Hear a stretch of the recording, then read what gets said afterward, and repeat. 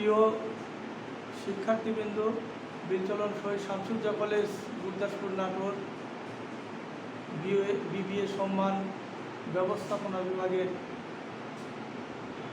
শিক্ষার্থীবৃন্দদের প্রতি আমার আন্তরিক শুভেচ্ছা ও প্রীতি। আশা করি তোমরা ভালো আছো। আজকের বিষয় ব্যবস্থাপনার কার্যাবলী বা প্রক্রিয়া। ব্যবস্থাপনার কার্যাবলী বা প্রক্রিয়া, প্রশ্ন যেভাবেই আসুক, প্রক্রিয়া যদি আসে, তোমরা ওই ব্যবস্থাপনার যে কার্যাবলী সেটাই হবে। আবার কার্যাবলী যদি আসে তাহলে তো তোমরা সরাসরি বুঝতে পারছো ব্যবস্থাপনার কার্যাবলী। তো যাই হোক, ব্যবস্থাপনার কার্যাবলী সম্পর্কে আলোচনার পূর্বে আসলে ব্যবস্থাপনা কি এটা তোমাদের একটু জানা দরকার। তো ব্যবস্থাপনা হলো, আমি বিশদ সেদিকে যাব না, ব্যবস্থাপনার সংজ্ঞা নিয়ে বেশি আলোচনা করব না। আমি শুধু ব্যবস্থাপনা কি, আধুনিক ব্যবস্থাপনার জনক হেনরি ফিওলের মতে ব্যবস্থাপনা হলো পরিকল্পনা, সংগঠন, কর্মী সংস্থান, নির্দেশনা, পেশনা ও সমন্বয় এবং নিয়ন্ত্রণ বিশেষ, এটাকেই বলা হয় হচ্ছে ব্যবস্থাপনা। তো এই সংজ্ঞা থেকে শিক্ষার্থীবৃন্দ তোমরা নিশ্চয়ই বুঝতে পারছো আসলে ব্যবস্থাপনার কাজটা কি। ব্যবস্থাপনার এই যে ছয়টা বিষয় নিয়ে আমি তোমাদের বললাম, সেটা হচ্ছে 1 নম্বর কি, পরিকল্পনা। ব্যবস্থাপনার সংজ্ঞার মধ্যেই কিন্তু ব্যবস্থাপনার কাজ কি কি সেটা আমি বললাম। তো আমি এটা নিয়ে বিশদ আলোচনা করব। ব্যবস্থাপনার কাজ কি কি। 1 নম্বর হচ্ছে পরিকল্পনা। ব্যবস্থাপনার প্রথম এবং প্রধান কাজ হচ্ছে পরিকল্পনা। তাহলে পরিকল্পনাটি কি আমাদের জানা দরকার। পরিকল্পনা কি? পরিকল্পনা হচ্ছে ভবিষ্যৎ কাজের পূর্ব নির্ধারিত নকশা বা চিত্র। পরিকল্পনা হলো ভবিষ্যৎ কাজের পূর্ব নির্ধারিত নকশা বা চিত্র। অর্থাৎ আমরা ভবিষ্যতে কি কাজ করব, কিভাবে করব, সে বিষয়ে আগাম চিন্তাধারা করাকে বলা হচ্ছে পরিকল্পনা। যেমন আমরা বিবিএ সম্মান শ্রেণীর শিক্ষার্থীরা যদি কোথাও বেড়াতে যাই বা কোথাও বনভোজনে যাই বা শিক্ষা সফরে যাই, তাহলে আমরা আগাম একটা চিন্তাভাবনা, আগাম একটা নকশা, আগাম একটা পরিকল্পনা অবশ্যই আমাদের করে রাখা দরকার। তাছাড়া কিন্তু ওই শিক্ষা সফর, ওই বনভোজন, এগুলো কিন্তু সুষ্ঠু এবং সুন্দরভাবে সুচারুরূপে সম্পাদন করা কখনোই সম্ভব নয়। কারণ আমাদের যদি কোনো বিষয়ে পূর্ব প্রস্তুতি যদি না থাকে, আগাম চিন্তাধারা যদি না থাকে, তাহলে সেই বিষয়ে কাঙ্ক্ষিত ফলাফল অর্জন করা কখনোই সম্ভব হবে না। প্রথম বর্ষ ব্যবস্থাপনার শিক্ষার্থীবৃন্দ, তাহলে আমরা যদি কোথাও পিকনিকে যাই, বনভোজনে যাই, তাহলে কোথায় যাব, কিভাবে যাব, কি খাবো, আমরা এ বিষয়ে যদি আগাম চিন্তা ভাবনা না করি, তাহলে কিন্তু আমাদের শিক্ষা সফর, পিকনিক, বনভোজনের উদ্দেশ্য কখনোই সফল হবে না। তাই আমরা বলতে পারি, একটি প্রতিষ্ঠানের ক্ষেত্রে, বিশেষ করে উৎপাদনধর্মী যে প্রতিষ্ঠানগুলো রয়েছে, এই প্রতিষ্ঠানের ক্ষেত্রে খুবই গুরুত্বপূর্ণ বিষয় হচ্ছে আগাম পরিকল্পনা করা, আগাম চিন্তাধারা করা, আগাম নকশা আঁকা, আগাম চিত্র অঙ্কন করে নেওয়া। একটা উৎপাদনধর্মী প্রতিষ্ঠানে আমরা কি কাজ করব, কোথায় ব্যবসাটা শুরু করব, কিভাবে শুরু করব, আমাদের অর্থের সংস্থান কিভাবে হবে, আমরা ভবিষ্যতে কি কি কাজ করব, ইত্যাদি বিষয়ে যদি আমরা আগাম পরিকল্পনা, আগাম চিন্তাধারা, আগাম নকশা বা চিত্র অঙ্কন না করি, তাহলে কিন্তু কখনোই আমাদের এই উৎপাদনধর্মী যে প্রতিষ্ঠান রয়েছে, এই প্রতিষ্ঠানের পক্ষে তার কাঙ্ক্ষিত ফলাফল অর্জন করা সম্ভব হবে না। তাই আরও বলতে পারি, পরিকল্পনা হচ্ছে ভবিষ্যৎ কাজের পূর্ব নির্ধারিত নকশা বা চিত্র, অর্থাৎ আমরা যখন কোনো কাজ করব সেই কাজের পূর্ব নির্ধারিত যে নকশা বা চিত্র অঙ্কন করা, পূর্ব চিন্তাভাবনা করা, এই সমস্ত কাজের সমষ্টিকেই বলা হচ্ছে পরিকল্পনা। তাহলে তোমরা পরিকল্পনা সম্পর্কে অনেক কথা জানতে পারলে, বুঝতে নিশ্চয়ই পেরেছ আসলে পরিকল্পনাটা কি। ব্যবস্থাপনার প্রথম কাজ হচ্ছে পরিকল্পনা এবং গুরুত্বপূর্ণ একটি কাজ হচ্ছে পরিকল্পনা। ব্যবস্থাপনার দ্বিতীয় গুরুত্বপূর্ণ কাজ হচ্ছে সংগঠন। ব্যবস্থাপনার দ্বিতীয় গুরুত্বপূর্ণ কাজ সংগঠন। সংগঠনটা কি? সংগঠন সম্পর্কে আমরা এখন বিস্তারিত জানতে পারব। শিক্ষার্থীবৃন্দ, সংগঠন হচ্ছে পরিকল্পনার সঠিক বাস্তবায়নের জন্য, পরিকল্পনার উদ্দেশ্য অর্জনের জন্য প্রতিষ্ঠানের যে উপকরণ রয়েছে সেই উপকরণাদির সুষ্ঠু এবং সুশৃঙ্খল এবং সুসংগঠিত করার যে প্রক্রিয়া, এই প্রক্রিয়াকে বলা হচ্ছে সংগঠন। একটা প্রতিষ্ঠানে, উৎপাদনধর্মী প্রতিষ্ঠানে বিভিন্ন ধরনের উপাদান থাকে, যেমন মানুষ থাকে, যন্ত্রপাতি থাকে, কলকব্জা থাকে, বিভিন্ন ধরনের কাঁচামাল থাকে, উপকরণ থাকে, এগুলো কিন্তু বিচ্ছিন্নভাবে থাকে। তো আমরা যদি উদাহরণ হিসেবে দেই, আমাদের যে মানুষ রয়েছে এই মানুষগুলো কিন্তু বিচ্ছিন্নভাবে থাকে।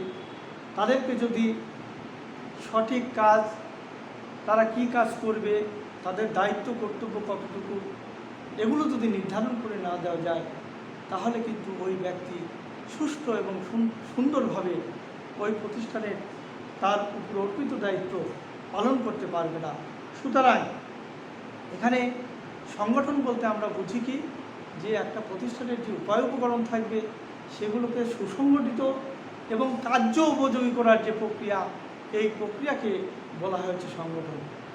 আবার অন্য উদাহরণ যদি আমরা দেই, যেমন একটি বিল্ডিং তৈরির জন্য ইট, বালু, সিমেন্ট, পাথর, বিভিন্ন ধরনের উপায় উপকরণ প্রয়োজন হয়। এই উপায় উপকরণগুলো বিভিন্নভাবে ছড়িয়ে ছিটিয়ে থাকে, বিচ্ছিন্নভাবে থাকে। তো এই উপায় উপকরণগুলোকে যদি আমরা সুশৃঙ্খলভাবে আমরা একত্রিত করে যদি কার্য উপযোগী করি, কাজের উপযোগী করি, তাহলেই কিন্তু একটা বিল্ডিং হবে, একটা দালান কোঠা হবে। সেখানে কিন্তু আমরা দালান কোঠার যে অয়বর সেটা কিন্তু ভোগ করতে পারবে। তাছাড়া কিন্তু বালুই পড়ে থাকবে, সিমেন্ট এক জায়গায় আছে সিমেন্টই পড়ে থাকবে, ইট পড়ে থাকবে, রড পড়ে থাকবে। এগুলোকে যদি সুসংগঠিত করে না হয়, কার্য উপযোগী করে না হয়, সুশৃঙ্খলভাবে পরিচালিত করে না হয়, তাহলে কিন্তু একটি বিল্ডিংয়ের রূপ ধারণ করবে না। আমি দুটো উদাহরণ দিলাম। একটা হচ্ছে একটা বিল্ডিংয়ের ক্ষেত্রে উদাহরণ দিলাম। বিল্ডিং তৈরির জন্য যে উপায় উপকরণ রয়েছে এগুলো যদি বিচ্ছিন্নভাবে পড়ে থাকে তাহলে কিন্তু সেগুলো যদি সুসংগঠিত করা না হয় তাহলে কিন্তু একটা দালান কোঠা হবে না, বিল্ডিং হবে না। অনুরূপভাবে আমি একটি উৎপাদনধর্মী প্রতিষ্ঠানের উদাহরণ দিয়েছি। উৎপাদনধর্মী প্রতিষ্ঠানে বিভিন্ন ধরনের উপায় উপকরণ থাকে, বিভিন্ন ধরনের জিনিসপত্র থাকে, যন্ত্রপাতি থাকে, কলকব্জা থাকে, মানুষ থাকে। এগুলোকে যদি সুসংগঠিত এবং কার্য উপযোগী করা না হয়, তাদের যদি সঠিকভাবে পরিচালিত করা না হয়, তারা কিন্তু অভীষ্ট লক্ষ্যে তারা পৌঁছাতে পারবে না। সুতরাং শিক্ষার্থীবৃন্দ, তোমরা বুঝতে পারছো আসলে সংগঠন কি। যে কোনো প্রতিষ্ঠানের জন্য সংগঠনের বিষয়টি কিন্তু খুবই গুরুত্বপূর্ণ। ব্যবস্থাপনার যে কাজ, 6টি কাজ রয়েছে, এই 6টি কাজের মধ্যে সংগঠন হচ্ছে দ্বিতীয় গুরুত্বপূর্ণ কাজ। এই কাজ অবশ্যই আমাদের যদি সুষ্ঠুভাবে সম্পাদন না করা যায়, একটা প্রতিষ্ঠানে যদি সংগঠন না থাকে, সুষ্ঠু এবং সঠিক সংগঠন যদি না থাকে, তাহলে ওই প্রতিষ্ঠান কিন্তু তার অভীষ্ট লক্ষ্যে কখনোই পৌঁছাতে পারবে না। সুতরাং আমরা আলোচনা থেকে আমরা বলতে পারি সংগঠন হলো ব্যবস্থাপনার দ্বিতীয় গুরুত্বপূর্ণ কাজ। 3 নম্বর পয়েন্ট হচ্ছে 3 নম্বর ব্যবস্থাপনার কাজ হচ্ছে কর্মী সংস্থান। কর্মী সংস্থান যেটাকে স্টাফিং বলা হয়। ব্যবস্থাপনার আমি বলেছি যে ব্যবস্থাপনার 3 নম্বর কাজ হচ্ছে কর্মী সংস্থান। কর্মী কি? একটা প্রতিষ্ঠানে বিভিন্ন ধরনের উপায় উপকরণ থাকে। অর্থনীতির ভাষায় যদি আমরা বলতে যাই তাহলে উৎপাদনের 4টি গুরুত্বপূর্ণ উপাদান রয়েছে। সেটা হচ্ছে ভূমি, শ্রম, মূলধন ও সংগঠন। এই 4টি উপাদান যে কোনো প্রতিষ্ঠানের জন্য, যে কোনো ধরনের উৎপাদনধর্মী প্রতিষ্ঠানের জন্য খুবই গুরুত্বপূর্ণ উপকরণ। তার মধ্যে হচ্ছে শ্রম, আমি বলেছি কি কর্মী সংস্থান। কর্মীটা কি? কর্মীটা হচ্ছে একটা প্রতিষ্ঠানের উৎপাদনের চাকা যারা অব্যাহত রাখে, একটা প্রতিষ্ঠানকে যারা বিভিন্ন ধাপে সুচারুরূপে পরিচালিত করে, তারাই হচ্ছে কর্মী। এখানে কিন্তু উৎপাদনের চাকা অব্যাহত রাখার জন্য অবশ্যই কর্মী সংস্থান করতে হবে। আমরা যদি সুষ্ঠু এবং সঠিকভাবে কর্মী সংস্থান করতে না পারি, একটা প্রতিষ্ঠানের কার্যাবলী সুষ্ঠুভাবে সম্পাদন করা ও উৎপাদনের চাকা অব্যাহত রাখা কখনোই কিন্তু সম্ভব হবে না। তাহলে কর্মী সংস্থানটা কি? সাধারণভাবে যদি আমরা বলতে চাই তাহলে প্রতিষ্ঠানের জন্য প্রয়োজনীয় সংখ্যক কর্মীর জোগাড় করাকে বলা হচ্ছে কর্মী সংস্থান। প্রতিষ্ঠানের জন্য প্রয়োজনীয় সংখ্যক কর্মীর জোগাড় করাকে বলা হয়েছে কর্মী সংস্থান।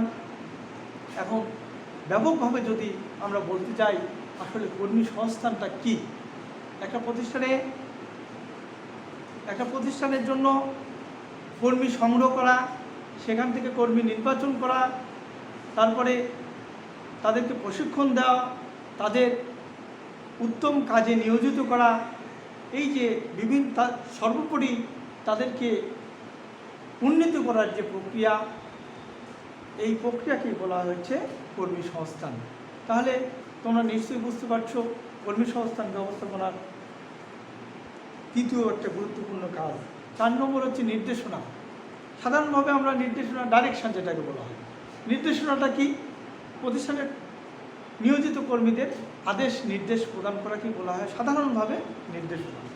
তাহলে ব্যাপকভাবে যদি আমরা বলতে চাই নির্দেশনাটা কি, নির্দেশনা হচ্ছে একটা প্রতিষ্ঠানের নিয়োজিত কর্মীরা তাদের উপর অর্পিত দায়িত্ব সুষ্ঠুভাবে সম্পাদন করছে কি না তা দেখতে হবে, তাদেরকে অনুসরণ করতে হবে, তাদেরকে তত্ত্বাবধান করতে হবে।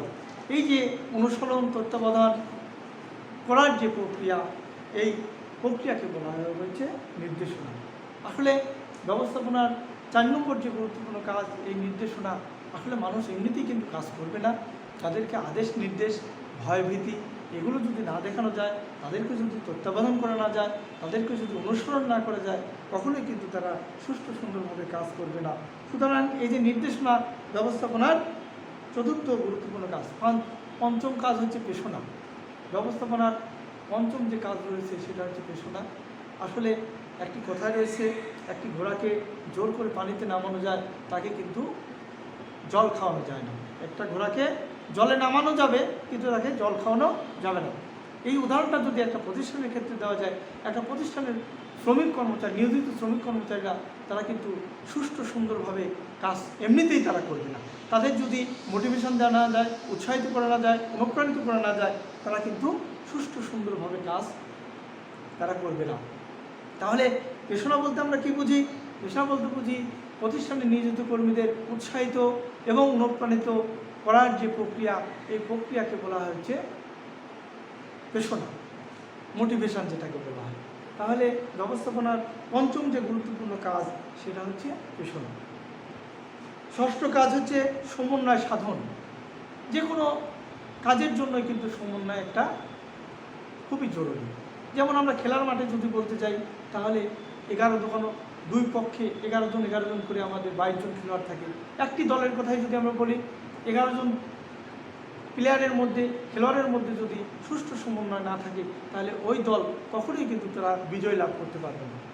অনুরূপভাবে একটি উৎপাদনধর্মী প্রতিষ্ঠানের ক্ষেত্রে যদি আমরা যেতে চাই, বলতে চাই, কথা যদি বলতে চাই, তাহলে বলতে পারি যে যদি প্রতিষ্ঠানের শ্রমিক কর্মচারীদের মধ্যে ঊর্ধ্বতন কর্তৃপক্ষের মধ্যে যদি সুষ্ঠু সমন্বয় না থাকে, তাহলে তাদের পক্ষে সুষ্ঠুভাবে ওই প্রতিষ্ঠান চালানোও সম্ভব নয়, কাঙ্ক্ষিত ফলাফল অর্জন করাও সম্ভব নয়। তাহলে সমন্বয়টা কী?